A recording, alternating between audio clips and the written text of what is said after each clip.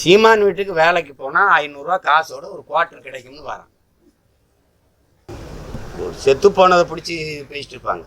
ஒரு திராவிடம் என்றால் இதை குறிக்குது, இப்படி இது கோட்பாடு அப்படின்னு எதாவது சொல்ல தெரியுதா? மரபு இனம்ங்கிறது திராவிடம்ங்கிறது மரபு இனம். சரி, யாரெல்லாம் திராவிடர்? என்னை கேட்டியல்ல யாரெல்லாம் தமிழர்னு. யாரெல்லாம் திராவிடர்? கன்னடர், தெலுங்கர், துளுவர், மலையாளி, இவங்கெல்லாம் எந்த மொழியிலிருந்து பிரிந்து பிறந்தவர்கள்? தமிழிலிருந்து. அப்போ ஒன்று நீங்கள் தமிழியம்னா சொல்லியிருக்கலாம், திராவிட மொழின்னா தமிழிய மொழி குடும்பங்கள்னாலும் சொல்லியிருக்கலாம். இல்லை, சரி திராவிடம்னு சொன்னீங்க. இதில் தெலுங்கர் நாங்கள் மரபினம், திராவிடம் என்பது எங்கள் மரபினம். இல்லை கன்னடர்கள் திராவிடம் என்பது எங்கள் மரபினம், அல்லது துளுவர் திராவிடம் என்பது எங்கள் மரபினம், அல்லது மலையாளிகள் திராவிடம் என்பது எங்கள் மரபினம். யாராவது சொல்கிறாங்களா? நேற்று வந்த ஒரு பிச்சைக்காரன் சொல்ல வச்சுக்கிட்டு 50,000 ஆண்டுகளுக்கு மூத்த ஒரு இனத்தின் மக்களை உலகத்தின் முதல் மொழி தமிழ்னு எல்லாரும் சொல்கிறா. அமெரிக்க மொழியல் ஆய்விலிருந்து, ஜப்பான் மொழியறிஞர் சுஷ்மோனாலேருந்து, அலெக்ஸ் குலியிலேருந்து, ஏன் நம்ம ஐயா மோடியே ஒரு பேசி வர்றாரு. நீங்களே பேசுறீங்க உலகின் தொன்மையான மொழி தமிழ்னு. எவ்வளோ பெரிய இலக்கிய வளம், எவ்வளோ பெரிய வரலாற்று தொன்மை கொண்ட ஒரு இனத்தின் மக்களை ஒரு வேற்று சொல்ல, அதான் வெறியா வருதுல. என் தம்பி அதை வச்சு தான் போட்டான். நான் யாருன்னு நான் தான் தம்பி சொல்லுவேன். நீ யாருன்னா நான் சீமா, நான் தமிழன், நான் தான் சொல்லுவேன். நீங்க திராவிடர், நீங்க ஏய் அதான் விடுதலை படம் பார்த்தீங்கள, குத்துறான்ல வாடா நாலாவது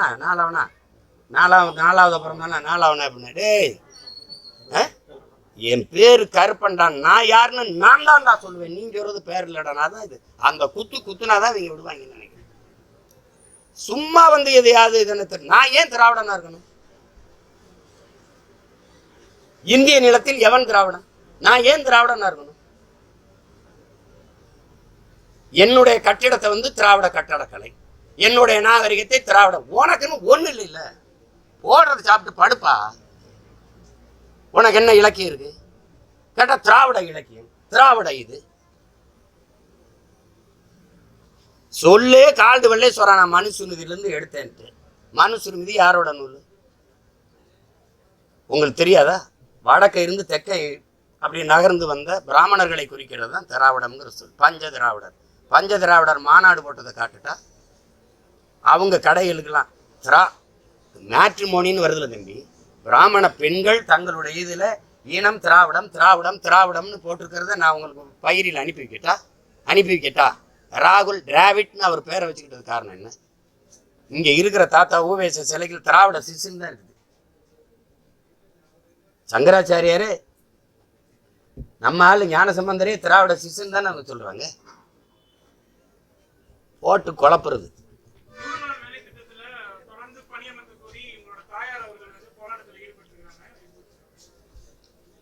எங்க அம்மாட்ட போய் கேளுங்களேன். இந்த 100 நாள் வேலை திட்ட சனியனால எங்க வீட்டில் வேலைக்கு ஆள் வர்றதில்லை. அம்மாவா ஒத்தாளா கிடந்து வேலை செய்கிறாங்க. இது ஏன் போயிருப்பாங்கன்னா, அந்த 100 நாள் வேலை திட்டத்துக்கு சீமா அம்மாவை கூட்டி போய் நிறுத்தினாதான் கேட்டா, எப்பா இந்த சாணம் வந்தாலே வாங்கன்னு என்னை கூட்டிகிட்டு போயிடுச்சுன்ட்டு. அது ஏதோ ஊரில் இருக்கிறவங்க கூப்பிட்டுருப்பாங்கன்னு போயிருப்பாங்க. உண்மையிலே 100 நாள் வேலை திட்டத்தில் பாதிக்கப்பட்ட வேளாண் குடும்பத்தில் என் குடும்பமும் ஒன்று. உலகத்துக்கே தெரியும். ஒரு நாளில் 2 ஏக்கர் அறுத்த நாங்கள் ஒரு வாரத்தில் 1 ஏக்கர் அறுக்கிறோம். தக்காளி பறிக்கவோ, மிளகாய் எடுக்கவோ, கத்தரிக்காய் எடுக்கவோ, பறிக்கவோ எங்களுக்கு ஆட்கள் இல்லைங்கிறது. எங்கள் அண்ணன் இருக்காரு, நாங்கள் பக்கத்து ஊருக்காரங்க. வேளாண்மையை விட்டு மக்கள் வெளியேறாங்க. கெஞ்சிரா எங்கள் அம்மா, இந்த நிலத்தையெல்லாம் யாருக்காவது கொடுத்துருப்பா, போட்டு சாப்பிட்டு வரட்டும், காடாக இருந்தால் போதும். நானும் கெஞ்சி பார்த்துட்டேன், அவன் வரமாட்டான். சீமான் வீட்டுக்கு வேலைக்கு போனால் 500 காசோட ஒரு குவார்ட்டர் கிடைக்கும்னு வரான். என்னது இப்படி பண்ணுறீங்கன்னா? ஆள்லே வழி இல்லையே.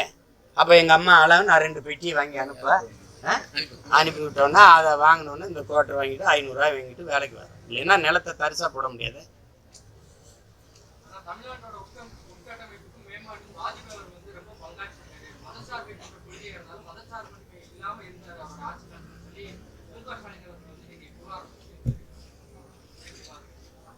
அதை ஏ டீம் சொன்னதை பி டீம்கிட்ட வந்து கேட்குறீங்களே நீங்கள். சொல்லிதானே ஆனும். அவங்க அமைச்சரவையில் 5 ஆண்டுகள் இருந்துட்டாங்க. ரைட் மேன் ராங் பார்ட்டின்னு சொல்லிலாம் பேசி போயிட்டாங்க. இப்போ அது பேசித்தானே ஆகணும். அதை நம்ம ஒன்றும் பேசிட்டு இருக்க வேண்டியதில்லை. சரி, மதிப்புமிக்க பெரியவர், நாட்டின் முதன்மை அமைச்சராக இருந்திருக்கிறார். அதனால அவர் இல்லை, மதிக்க வேண்டியதான். அவர்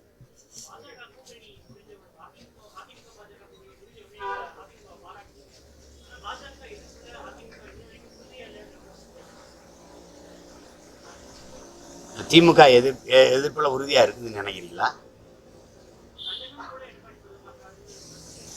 நீங்க கண்டிக்கிறீங்களா? நீங்க எதிர்க்கிறீங்களா? நீங்க எதிர்க்கிறீங்களா? அதான் பேச்சு. அடுத்தவரை சொல்லாதீங்க. நீங்க என்னவா இருக்கு? நீங்களே உங்க மேடையில சொல்றீங்க, உங்க அப்பாவோட 100 ரூபாய் நாணயம் வெளியிட்டதுக்கு ராஜ்நாத் சிங்கை கூட்டிட்டு வந்து வெளியிடுறீங்க. நீங்க என்ன சொல்றீங்கன்னா, அவர் சொல்றாரு, எங்க அம்மா ஜெயலலிதா அவங்களுக்கு நாங்க நாணயம் வெளியிடும் போது நாங்க யாரையும் கூப்பிட்டு நாங்களா தான் வெளியிட்டோம்னு. அப்போ அவங்க கூட்டணியில இருந்தாங்க. கூட்டணியில் இருந்தும் உங்களுக்கு அவங்க வரல. கூட்டணி நாங்க இல்லாமலே அவர் வந்து அவங்க எங்க அப்பாவை காசை வெளியிடுறாங்க அப்படின்னா, இப்படி சொல்ல வரும்போது நீங்க என்ன புரிஞ்சுக்கிறீங்க? கூட்டணியில இருந்தாலும் அவங்க வரல, கூட்டணியில இல்லாமலே அவங்க வராங்கன்னா உண்மையான கூட்டணி யாரப்போ? எங்கே எதிர்த்தீங்க? சதுரங்க விளையாட்டா? வந்துருங்க. கேலோ இந்தியாவா? வாங்க, வந்து தொடங்குவீங்க. பிஜேபி ஆளுகிற மாநிலங்களுக்கு கூட இவ்வளவு நலத்திட்டங்களுக்கோ அதுக்கோ திட்டத்துக்கோ விளையாட்டுக்கோ அவர் போனது கிடையாது. ஒரு காரணம் சொல்லுங்க. மாலையில் அப்பா, காலையில் தம்பி உதயநிதி, மாலையில் முதல்வர், 2 பேரும் போய் சந்திச்சிங்கல்ல. எதுக்காக பிரதமரை சந்திச்சீங்க? என்ன பேசுனீங்க? போகும்போதும் சொல்லலை, சந்திச்சுட்டு வந்தும் சொல்லலை. நீங்களாவது கேட்டு சொல்லுங்களேன். அதானி தமிழ்நாட்டுக்குள்ள வந்தார்ல, நீங்க யாராவது அவரை சந்திச்சு பேட்டி கேட்டீங்களா? ஏன் வந்தீங்க அப்படின்னு? இல்லை இவங்களாவது சொன்னாங்களா? அதானி யாரை வந்து பார்த்து வந்து கடற்கரை பார்த்து அப்படி போயிட்டாரா? இல்லை எப்படி? ஒரு நாட்டின் உயர்ந்த ஒரு பணக்காரராக இருக்காரு, பெரிய தொழிலதிபராக இருக்காரு, உலக பணக்காரில் ஒருத்தர்ன்றீங்க. அவர் இந்த நாட்டுக்குள்ள வாராரு, தமிழ்நாட்டுக்குள்ள யாரை சந்திச்சாரு, எதுக்காக சந்திச்சாரு, எந்த தகவலுமே வரல. அப்புறம் எதிர்க்கிறேங்கிறீங்க. எந்த இடத்துல எதிர்க்கிறீங்க? எந்த புதிய கல்விக் கொள்கை எதிர்க்கிறீங்களா? ஒரு நாடு ஒரு தேர்தலை நீங்க எதிர்க்கிறீங்களா? 75லேயே ஆதரிச்சவர் ஐயா கலைஞர் அவர்கள். அம்பேத்கரை பத்தி அமித்ஷா பேசின, அதுக்கு முன்னாடி பேசின பெருந்தகை ஐயா கருணாநிதி அவர்கள். இந்த அம்பேத்கரை வச்சுக்கிட்டு இந்த தன்னலவாதிகள் பிழைப்பு நடத்தி கொண்டிருக்கிறார்கள்னு பேசுனதற்கு நான் தலைப்பு செய்தி அன்றைய பத்திரிகையில் வந்ததெல்லாம் கூட உங்களுக்கு அனுப்பி வைக்கிறேன். எது ஒன்றை நீங்க விட்டு வச்சிருக்கீங்க பேசாத, எது ஒன்றுல சரியா இருந்திருக்கீங்க சொல்லுங்க. நல்லது.